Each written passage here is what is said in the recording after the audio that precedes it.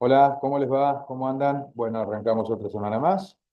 La verdad que son tantos los temas que están ocurriendo que es difícil elegirlos como para hacer un análisis en estos pocos minutos que normalmente utilizamos también para que ustedes lo puedan ver en un ratito, ¿no? Este análisis. Elegí tres temas que me parecen interesantes para compartir con ustedes. El primero de ellos es algo que me está empezando a generar incluso la necesidad de que quizá voy a tratar de elaborar algún tipo de proyecto de ley. Ya tengo un proyecto de ley elaborada que preparé hace unos días, pero bueno, todavía no consigo a ningún diputado que la quiera impulsar, así que quizá la voy a presentar yo directamente por la mesa de entrada del Congreso, que es cómo corregir el alerta Sofía, ¿no? Porque el alerta Sofía acá en Argentina, a mi criterio, está regulado en forma errónea en muchos aspectos. Pero bueno, no, ese no es el tema de que vamos a hablar.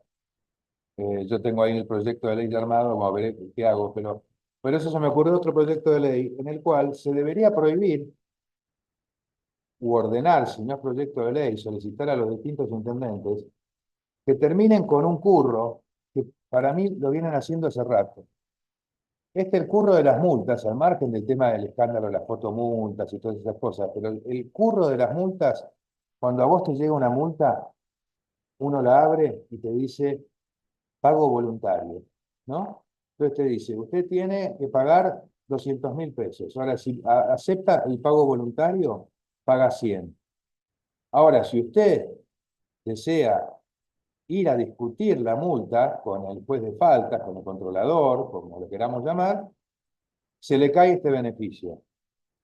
Entonces yo lo daría vuelta a esto y diría, si es un beneficio, el municipio caridad no hace.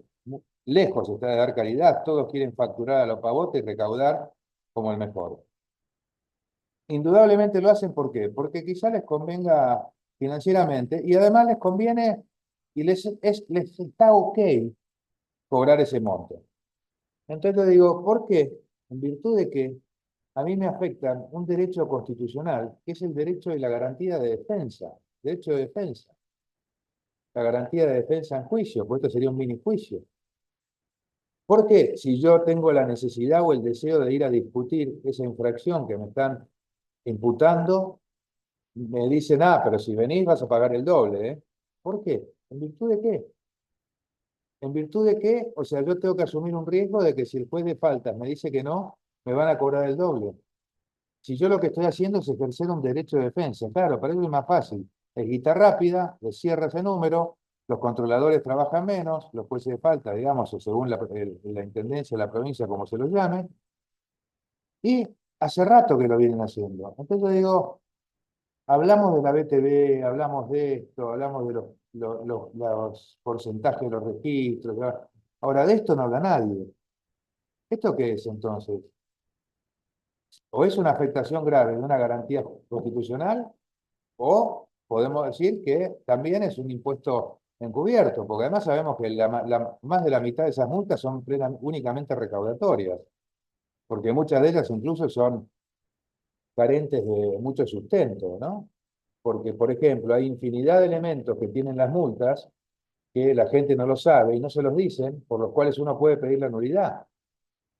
Les pongo un ejemplo de alguien que quiera hacer valer su derecho de defensa. Si en la foto aparecen dos autos, esa multa es nula, por ejemplo. ¿Por qué? Porque no sabes cuál es el auto que activó el disparador de la cámara, por dar un caso, ¿no? Fuera después de todos los demás casos que hay, de que si está legible la patente, no está legible, auto confundido, auto mellizo, bueno, infinidad de cosas. Pero el punto es, de vuelta, todo eso pasa a un segundo plano, en el momento que a mí no me dejan ejercer mi derecho de defensa, o sea, me cobran por ejercer mi derecho de defensa. Porque si me sale mal y el juez de falta, su controlador, no hace lugar a mi defensa, me cobran el doble. Honestamente, no sé qué pensarán ustedes. A mí me parece una aberración.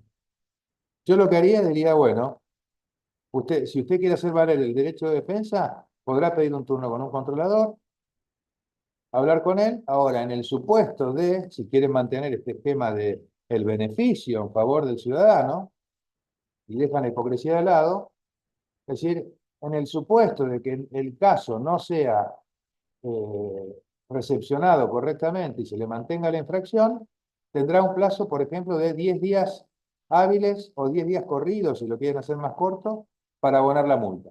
La multa mínima. Si no, ahí sí se le duplicará. Eso hasta eso lo entendería, pero no que me bloqueen el derecho de...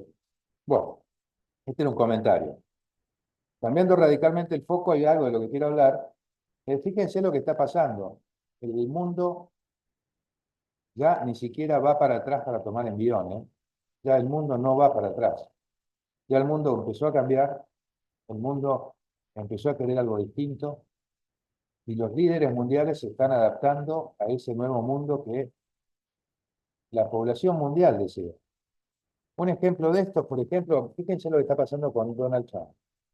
Con Donald Trump, cuando fue presidente, la presidencia pasada, muchos decían, no, que era malo, que era un desastre, que esto, que lo otro, que era un energúmeno, muchos decían que era el nazi, los otros decían que era una suerte de dictador. No, se le criticaban por todos lados al punto tal que no ganó la reelección. Hoy las encuestas de Trump, al margen de que ganó por paliza, ganó por una paliza rotunda las elecciones, está bien, no tenía nadie enfrente, ¿no? Porque la trayectoria política de su contrincante era prácticamente nula, pero no importa. Eso porque si ellos no pueden meterle a alguien enfrente a él para disputarle la candidatura, es un problema de ellos, que no, en Estados Unidos, que no consideran un candidato como la gente. Bueno, ya habían metido a Biden, que miren lo que es Biden, pero bueno, honestamente Biden me parece que debe haber sido una persona muy capaz, pero no está en condiciones ya de seguir gobernando. Bueno, en paralelo a eso, fíjense que Donald Trump, ahora que la imagen de él está altísima, se lo está reconociendo cada vez más fuerza que antes como un líder, las encuestas y todo le dan como que cada vez tiene mejor imagen positiva. Y fíjense el fenómeno de Milei, que está pasando lo mismo. Los otros días daban una encuesta y la evolución decían que es si no es el único, debe ser uno de los pocos casos que a casi un año, a 9 días de haber asumido, un año atrás, ¿no? Perdón, 8 días, hoy es 2.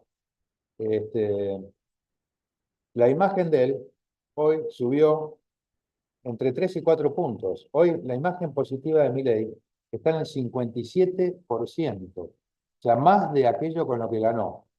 Y fíjense, por ejemplo, algunas cosas, esto es una encuesta de opinión, vamos a recurrir al teléfono que nos dará mucho, mucho dato, el otro día lo publicaron esto, logros de la gestión de Milei, ¿no? Percibidos con claridad. Entonces la pregunta es si está de acuerdo o en desacuerdo. Comenzaron las auditorías a las universidades públicas, 59% de acuerdo. Disminuyó el narcotráfico, 56% de acuerdo. Se eliminó el déficit del Estado, 57,5%. Hay nuevas inversiones, 53,9%. Se eliminó la ley de alquileres y eso permitió una baja en los alquileres, 55%. Fíjense, todo arriba del 50%. Con crecimiento se está saliendo de la recesión. Sigue. Volvió el crédito hipotecario, 63,9%. Se eliminaron los intermediarios en los planes sociales. Fíjense que se acabaron los piquetes y muchos de los líderes piqueteros están ahora afrontando causas penales de lo que curraban. Fíjense lo que pasó con Berigoni, por ejemplo, que está acusado, tiene no sé si más de una causa penal, 65%. Fortalecimiento de la imagen de las Fuerzas Armadas, 64%. Se redujo sustancialmente el tamaño del Estado, 64%. Y esto sí nos consta. Se ha visto reducciones, por ejemplo, la vez pasada yo hablaba con una persona, no puedo dar el nombre ni de dónde es, pero por ejemplo me contaba que una de los tantos recortes que habían tenido que hacer era en Misiones, que había una oficina donde habían 4 o 5 empleados que cobraban unos sueldos bastante interesantes y eran empleados de trenes. Y ¿saben qué? Creo que nunca hubo, o si lo hubo, el último tren que pasó cerca de Misiones, más de 50 años atrás, si lo hubo. O sea, fíjense todas las limpiezas que hubo que hacer y se están haciendo. Se hizo un blanqueo exitoso, mucho más exitoso que el de Macri. Se evitó la hiper y obviamente hay menos corrupción en el Estado. O sea, fíjense que todos estos son datos que dan positivos y dan montos porcentuales realmente importantes, muchos arriba del 60% de apoyo de la gente. Como diciendo que con esto ya no se quiere volver atrás ¿Por qué? Porque obviamente lo que se busca es que el país realmente esté orientado a el cambio. No se quiere volver atrás. Dicho esto creo que tiene relación también cuando se dice que no se quiere volver al cambio, a lo que pasó con el tema de la ficha limpia. Yo soy un defensor del tema de ficha limpia, lo vengo hace rato defendiendo. Es más, yo siempre dije que para mí bastaba una condena en primera instancia. Está bien, el proyecto de ley que estaba en dos, pero quiero, antes de avanzar, quiero dar los nombres de quiénes fueron los diputados que no dieron el quórum. Porque fíjense que hay de varios grupos, por eso cuando dicen que esto es una alianza entre Milei y Cristina, para que Cristina se pueda postular, honestamente yo no lo veo, porque por ejemplo, faltaron tres del PRO, dos del UCR, siete de Encuentro General, dos de Democracia para Siempre, además de obviamente los legisladores de Unión por la Patria, que esos obviamente no iban a ir. Por ejemplo, por el lado de la Libertad Avanza estuvieron ausentes Anzaloni, Lorena Matquisín, Carolina Píparo, Emilio Orozco, José Perú, Santiago Santuro y Álvaro González. Y Marcela Pagano, que estaba con licencia por embarazo. Pero después, por ejemplo, tampoco se presentaron ni Miguel Pichetto, ni Alejandra Torres, ni Nicolás Mazot, ni Ricardo López Murphy, Natalia de la Sota, eh, ¿qué otro? Jorge Risotti.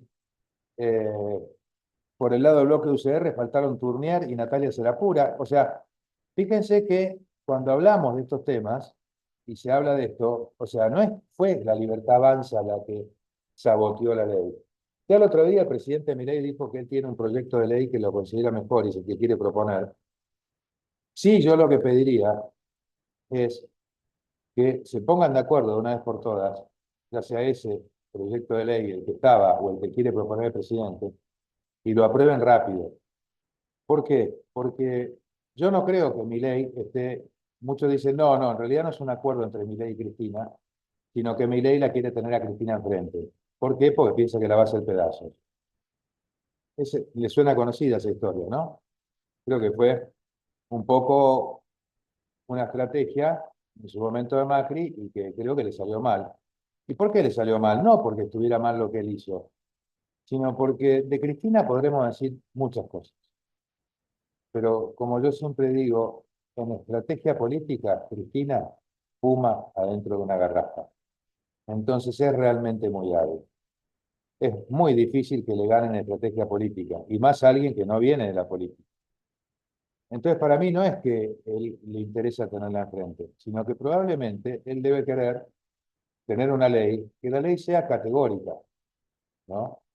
Y que además me gustaría que en ese proyecto de ley se hagan valer absolutamente todos los elementos y hasta me alegraría que lo que sean inhabilidades o inhabilitaciones sean aplicables independientemente del grado de apelación a la tercera instancia. Eso se podría perfectamente aplicar o tratar de buscar hacerlo por ley.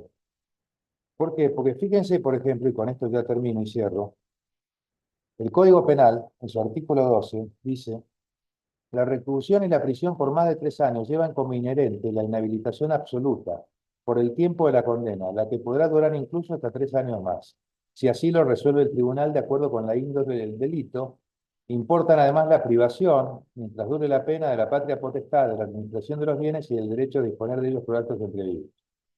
Y de ahí nos vamos al artículo 19, que el artículo 19 dice que la inhabilitación absoluta implica la privación del empleo o cargo público que ejercía el penado, aunque provenga de elección popular, la privación del derecho electoral, la incapacidad para obtener cargos, empleos y comisiones públicas, y la suspensión del goce de toda jubilación, pensión o retiro civil o militar, cuyo importe será percibido por los parientes que tengan derecho a pensión. Después sigue. ¿Qué quiero decir con esto?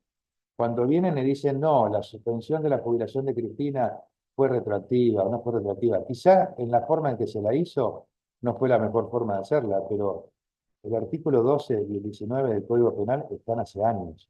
Entonces, la ley de ficha limpia podría venir enganchada con que estos artículos no hayan caído en letra muerta como han caído, porque todos hablan de los casos de inhabilitación especial, pero nadie habló nunca, en todas las condenas que tuvimos de corruptos políticos, de este artículo.